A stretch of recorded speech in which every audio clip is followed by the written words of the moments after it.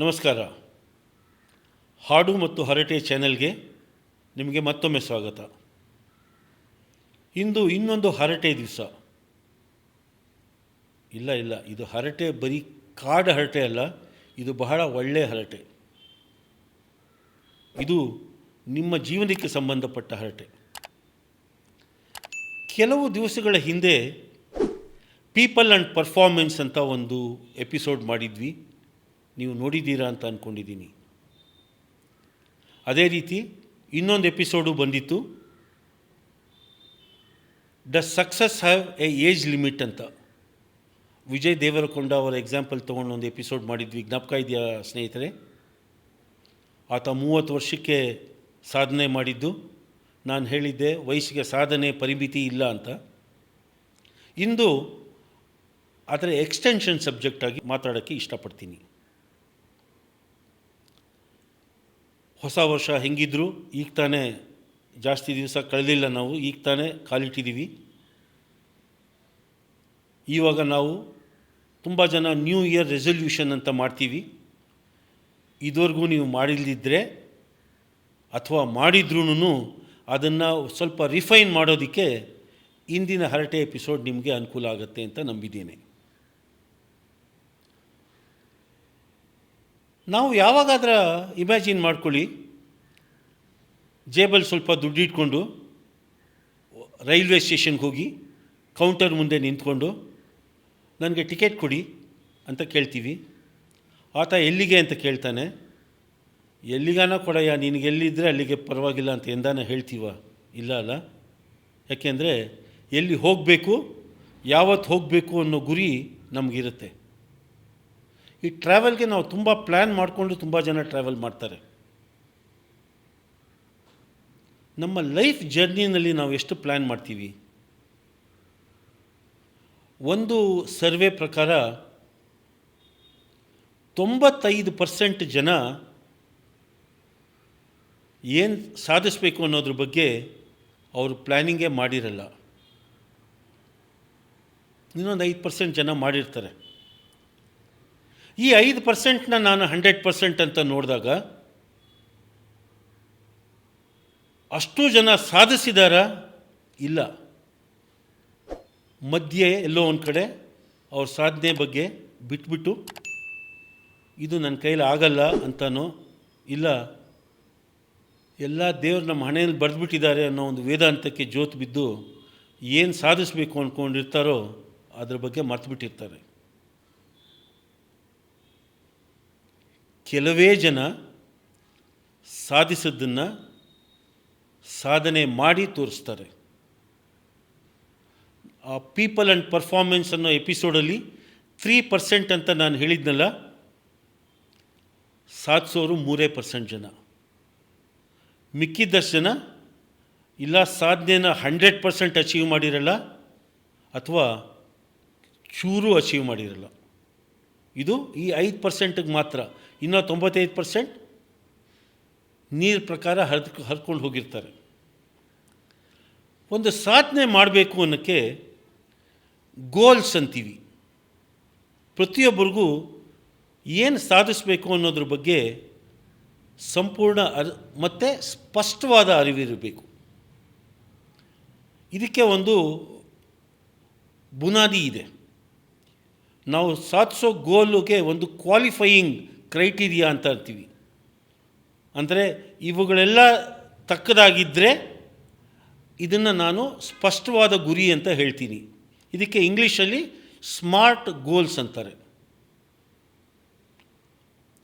Smart ಅಂತಂದರೆ ನೋಡೋದಕ್ಕೆ ಹೇಗೆ ಸ್ಮಾರ್ಟ್ ಅನ್ನೋದಲ್ಲ, ಇದು 5 ಪದದ ಮೊದಲನೇ ಅಕ್ಷರಗಳನ್ನು ಸೇರಿಸಿ ಸ್ಮಾರ್ಟ್ ಅಂತ ಆಗಿದೆ. ಅಂದರೆ SMART.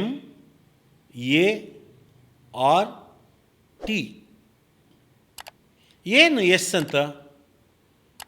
Goal should be specific ಅಂತೀವಿ. ನಮ್ಮ ಗುರಿ ಸ್ಪೆಸಿಫಿಕ್ ಆಗಿರಬೇಕು. ಸುಮ್ಮನೆ ನಾನು ಮುಂದಿನ ವರ್ಷ ನಾನು ಯಶಸ್ಸು ಕಾಣ್ತೀನಿ ಅನ್ನೋದು ಸ್ಪೆಸಿಫಿಕ್ ಅಲ್ಲ. ಯಾಕೆಂದರೆ ಯಶಸ್ಸು ಅಂದರೆ ಏನು ಅನ್ನೋದಕ್ಕೆ ಬಗ್ಗೆನೇ ಒಂದೇ ಡೆಫಿನೇಷನ್ ಅಂತಿಲ್ಲ. It should be very specific. ಏನು ಸಾಧಿಸಬೇಕು ಅನ್ನೋದ್ರ ಬಗ್ಗೆ ತುಂಬ ಕ್ಲಾರಿಟಿ ಇರಬೇಕು ನಮಗೆ. ಒಂದು ಉದಾಹರಣೆ ಹೇಳಬೇಕು ಅಂತಂದರೆ, ಒಂದು ವೆಹಿಕಲ್ ತಗೋತೀನಿ, ಅದು ಸ್ಪೆಸಿಫಿಕ್ ಅಲ್ಲ. ಯಾಕೆ ಅಂದರೆ ವೆಹಿಕಲ್ ಅನ್ನೋದು ಬಹಳ ಜನರಿಕ್ ಟರ್ಮ್. ಅದು ಕಾರ್ ಆಗಿರ್ಬೋದು, ಮೋಟ್ರ್ ಬೈಕ್ ಆಗಿರ್ಬೋದು, ಸೈಕಲ್ ಆಗಿರ್ಬೋದು, ಏನು ಬೇಕಾರಾಗಿರ್ಬೋದಲ್ವೇ. ಸೊ ಸ್ಪೆಸಿಫಿಕ್ಕಾಗಿ, ಸೊ ಒಂದು ಉದಾಹರಣೆ ಸಮೇತನೇ ನಾನು ತಿಳಿಸ್ಬೇಕು ಅಂತಂದರೆ, 2026 ನಾನು ಒಂದು ಕಾರ್ ತಗೋತೀನಿ, ಅದು ಸ್ಪೆಸಿಫಿಕ್ ಗೋಲ್ಗೆ ಒಂದು ಟಿಕ್ ಮಾರ್ಕ್ ಆಗುತ್ತೆ.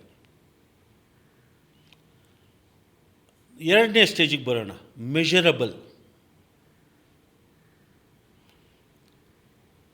ನಾನು 26 ಒಂದು ಕಾರ್ ತಗೋತೀನಿ ಅನ್ನೋದು ಸ್ಪೆಸಿಫಿಕ್ ಗೋಲ್, ಎಸ್, ಆದರೆ ಅದು ಮೆಷರಬಲ್ ಅಲ್ಲ.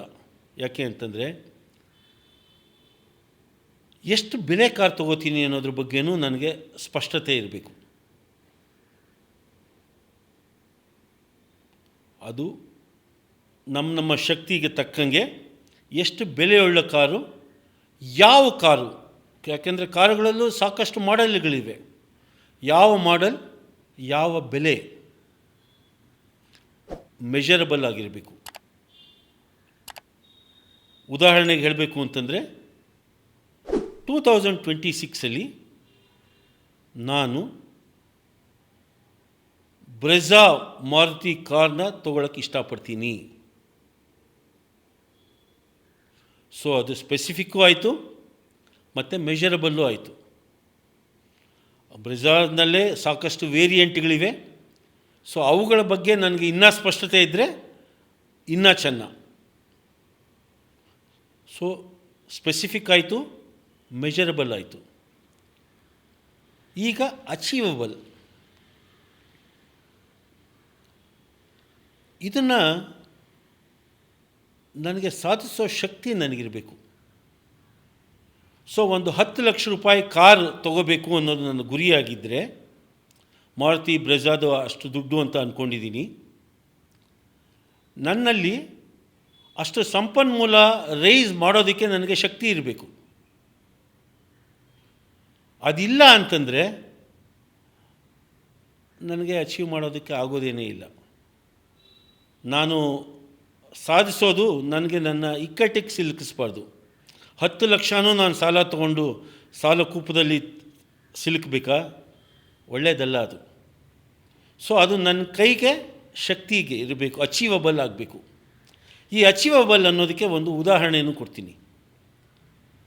ಉದಾಹರಣೆಗೆ, ನೀವು ನಿಮ್ಮ ಮನೆಯಲ್ಲಿ ಒಂದು ಗೋಡೆ ಪಕ್ಕ ನಿಂತಿದ್ದೀರಾ ಅಂದ್ಕೊಳ್ಳಿ, ಗೋಡೆಗೆ ಅಂಟ್ಕೊಂಡು ನಿಂತಿದ್ದೀರಾ ಅಂತ.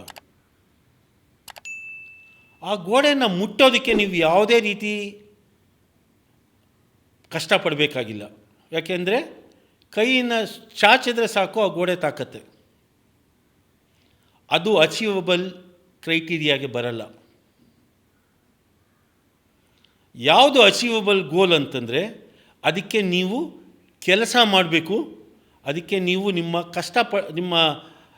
ಪ್ರಯತ್ನ ಅದಕ್ಕಿರಬೇಕು. ಪ್ರಯತ್ನ ಇಲ್ದಿರೇ ಸಿಗೋದು ಗೋಲ್ ಅಂತ ಆಗೋದೇನೇ ಇಲ್ಲ. ನಿಮ್ಮ ಕೈನಲ್ಲಿ ಈಗಾಗಲೇ ಜೇಬಲ್ಲಿ 10 ಲಕ್ಷ ರೂಪಾಯಿ ಉದಾಹರಣೆಗೆ ಇತ್ತು ಅಂತಂದರೆ, 2026 ನಾನು ಮಾರುತಿ ಕಾರ್ ಬ್ರೆಝಾ ತೊಗೋತೀನಿ, 10 ಲಕ್ಷ ರೂಪಾಯಿ ಬೆಲೆ ಬಾಳೋ ಅಂಥದ್ದು ಅನ್ನೋದು ಗೋಲ್ ಅಂತ ಆಗೋದೇ ಇಲ್ಲ. ಯಾಕೆ ಅಂತಂದರೆ ಅದನ್ನು ತೊಗೊಳ್ಳೋಕ್ಕೆ ನೀವೇನೂ ಕೆಲಸ ಮಾಡಬೇಕಾಗಿಲ್ಲ. ಅದಕ್ಕೆ ನೀವು ಪಡೋ ಪ್ರಯತ್ನ ಅಚೀವಬಲ್ ಆಗಿರಬೇಕು. ಇದು 3ನೇ ಕ್ರೈಟೀರಿಯಾ. 4ನೇದು ಬಹಳ ಮುಖ್ಯ, ಇಟ್ ಶುಡ್ ಬಿ ರಿಯಲಿಸ್ಟಿಕ್. ನಮ್ಮಲ್ಲಿ ಸಾಧಿಸಲಾಗದ ಕನಸನ್ನು ನಾನು ಸಾಧಿಸ್ತೀನಿ ಅಂದ್ಕೊಳ್ಳೋದ್ರಿಂದ ನೊಂದೋರೇ ಜಾಸ್ತಿ ಜನ, ಗೋಲೇ ಇಲ್ಲದೇ ಇರೋದಕ್ಕಿಂತ. ನಮ್ಮ ಗೋಲ್ಗಳು ರಿಯಲಿಸ್ಟಿಕ್ ಆಗಿರಬೇಕು. ಅಂದರೆ ನಾನು ಪ್ರಯತ್ನ ಪಟ್ಟರೆ ಅದು ಸಾಧ್ಯ ಆಗಬೇಕು. ಉದಾಹರಣೆಗೆ ಹೇಳಬೇಕು ಅಂತಂದರೆ, ಇವಾಗ ನಾನು ಬೆಂಗಳೂರಲ್ಲಿ ಕೂತ್ಕೊಂಡು ಮಾತಾಡ್ತಾ ಇದ್ದೀನಿ ನಿಮ್ಮ ಜೊತೆ. ಯಾರೋ ನನ್ನ ಫ್ರೆಂಡ್ ಒಬ್ಬನಿಗೆ ಬಳ್ಳಾರಿಲಿದ್ದಾರೆ ಅಂದ್ಕೊಳ್ಳೋಣ, ಅವ್ರಿಗೆ ನಾನು ಇನ್ನೊಂದು 1/4 ಗಂಟೆಗೆ ನಾನು ಬಳ್ಳಾರಿಲಿ ಬಂದು ನಿನ್ನ ಮೀಟ್ ಮಾಡ್ತೀನಿ ಅನ್ನೋದು ರಿಯಲಿಸ್ಟಿಕ್ ಗೋಲ್ ಆಗಲ್ಲ. ಯಾಕೆ ಅಂತಂದರೆ 1/4 ಗಂಟೆಗೆ ನಾನು ಇಲ್ಲಿಂದ ಬಳ್ಳಾರಿಗೆ ಹೋಗೋಕ್ಕೆ ಸಾಧ್ಯವೇ ಇಲ್ಲ. ಸೊ ನಮ್ಮ ಗೋಲ್ಗಳು ರಿಯಲಿಸ್ಟಿಕ್ ಆಗಿರಬೇಕು. 5ನೇದು ಬಹಳ ಮುಖ್ಯವಾದದ್ದು ಈಸ್ ಟೈಮ್ ಬೌಂಡ್. ನನ್ನ ಗೋಲ್ಗೆ ಒಂದು ಟೈಮ್ ಲಿಮಿಟ್ ಹಾಕ್ಕೋಬೇಕು. ನಾನು ನನ್ನ ಜೀವನದಲ್ಲಿ ಒಂದು ಕಾರ್ ತಗೋತೀನಿ ಅನ್ನೋದು ಎಂದೂ ಗೋಲ್ ಆಗೋಕ್ಕೆ ಸಾಧ್ಯ ಇಲ್ಲ. ಡಿಸೆಂಬರ್ 26 ಒಳಗಡೆ ಅಥವಾ ಅಕ್ಟೋಬರ್ 26 ಒಳಗಡೆ ನಮ್ಮ ರಿಯಾಲಿಟಿ ಏನಿದೆಯೋ, ನಮ್ಮ ಜೀವನದ ರಿಯಾಲಿಟಿ ಏನಿದೆಯೋ ಅದರ ಒಳಗಡೆ ಒಂದು ಟೈಮ್ ಫ್ರೇಮ್ ಅಂತ ಫಿಕ್ಸ್ ಮಾಡಿಬಿಟ್ಟು ಅದಕ್ಕೆ ತಕ್ಕದಾಗಿ ನಮ್ಮ ಗೋಲ್ ಸೆಟ್ ಮಾಡೋದು, ಟೈಮ್ ಫ್ರೇಮ್ ಇಟ್ಕೊಂಡು. ಅದು ಸ್ಮಾರ್ಟ್ ಗೋಲ್ನ ಇನ್ನೊಂದು ಮುಖ್ಯವಾದ ಕ್ರೈಟೀರಿಯಾ. ಈಗ ಒಂದು ಉದಾಹರಣೆಗೆ ಈ ಎಲ್ಲ ಸ್ಮಾರ್ಟ್ ಗೋಲ್ನ ಎಕ್ಸಾಂಪಲ್ಲಾಗಿ ತಗೊಂಡು ಕಾರ್ ತಗೊಳ್ಳೋದು ಅನ್ನೋದು ನನ್ನ ಗುರಿ ಆಗಿದ್ದರೆ ಯಾವ ರೀತಿ ನಾನು ಸ್ಮಾರ್ಟ್ ಗೋಲ್ ಸೆಟ್ ಮಾಡ್ಬೋದು ಅನ್ನೋದಕ್ಕೆ ಒಂದು ಸೆಂಟೆನ್ಸಲ್ಲಿ ನಾವು ಹೇಳ್ಕೊಬೋದು. ಎಕ್ಸಾಂಪಲ್ಲಾಗಿ ನಾನು ಹೇಳ್ತೀನಿ. ಮಂಜುನಾಥ್, ನಾನು ಆಗಸ್ಟ್ 2026 ಒಳಗಡೆ ಮಾರುತಿ ಬ್ರೆಝಾ ಕಾರನ್ನು ತಗೋತೀನಿ. ಇದನ್ನು ತಗೊಳ್ಳೋದಕ್ಕೆ ಏನೇನು ಸಾಧಿಸಬೇಕು ಅನ್ನೋದ್ರ ಬಗ್ಗೆ ನನಗೆ ಸಂಪೂರ್ಣ ಅರಿವಿದೆ. ಏನೇನು ತೊಂದರೆ ಬರಬಹುದು ಅನ್ನೋದ್ರ ಬಗ್ಗೆನೂ ನನಗೆ ಅರಿವಿದೆ. ಅದನ್ನೆಲ್ಲ ದಾಟಿ ನಾನು ಸಾಧನೆ ಮಾಡ್ತೀನಿ. ಇದು ಒಂದು ಎಕ್ಸಾಂಪಲ್ ಆಫ್ ಸ್ಮಾರ್ಟ್ ಗೋಲ್. ನಾವು ನಮ್ಮ ನ್ಯೂ ಇಯರ್ ರೆಸಲ್ಯೂಷನ್ನ ಸುಮ್ಮನೆ ಒಂದು ಫ್ಯಾನ್ಸಿಗೆ ಅಂತ ಸೆಟ್ ಮಾಡಿದ ಮರುದಿವಸನೇ ಮರೆಯೋದು ಬೇಡ. ಯಾಕೆ ಅಂದರೆ ಗುರಿ ನಮಗೆ ಒಂದು ಜೀವನಕ್ಕೆ ಒಂದು ಉದ್ದೇಶ ಕೊಡುತ್ತೆ. ಅದು ನಮಗೆ ಜೀವನದಲ್ಲಿ ಮುಂದೆ ನಡೆಯೋದಕ್ಕೆ ಇನ್ಸ್ಪಿರೇಷನ್ ಆಗುತ್ತೆ. ಅದು ಇನ್ಸ್ಪಿರೇಷನ್ ಆಗಲಿ. ಸೊ ನಾವೆಲ್ಲರೂ ಸ್ಮಾರ್ಟ್ ಗೋಲ್ಗಳ ಬಗ್ಗೆ ಗಮನ ಹರಿಸೋಣ. ಸ್ಮಾರ್ಟ್ ಗೋಲ್ಸ್ನ ಸೆಟ್ ಮಾಡಿ ಅದನ್ನು ಸಾಧಿಸಿ ಅದರ ಸಂತೋಷ ಅನುಭವಿಸೋಣ. ನಮಸ್ಕಾರ.